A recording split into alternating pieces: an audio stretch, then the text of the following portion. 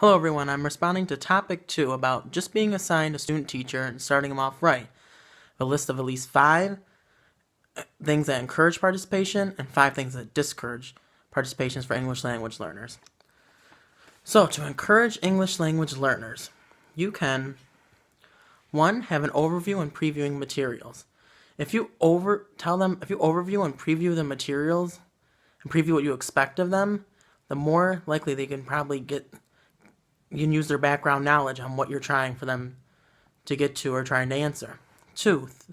Maurice 2012 states that think, pair, shares are a good way to promote discussions for English language learners. Using pair shares are good for English language learners as it can allow them to communicate with and collaborate with their peers, and then hopefully they can gain some knowledge if they didn't know from their peers and then share it out and feel comfortable to share what they learned with the rest of their class. A third thing is using popsicle sticks. Using popsicle sticks I feel like is good, especially with overviewing and previewing what the questions will be, what you're asking for your students, because then if the question comes up, it gives them time to think, and it's a random way to call on students. So they're all being aware that they all could be called on at any time. Number 4, select effective question types. If you use effective questions, most likely can cause ELLs to communicate and participate in discussion. Number 5, paraphrasing is important.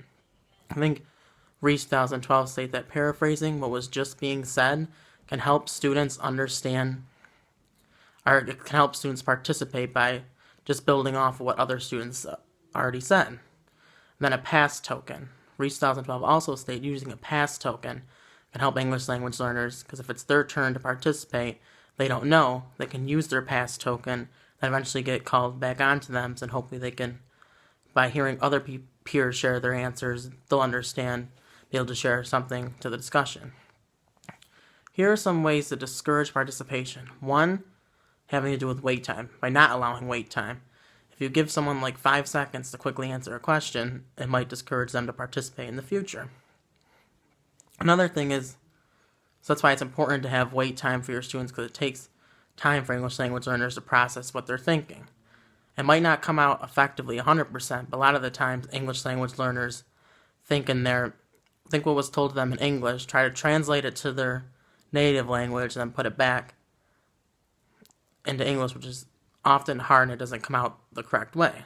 Number 2, completing all work independently. That's one thing I would not suggest for English language learners, because English language learners need ongoing support with whatever they are learning majority of the time.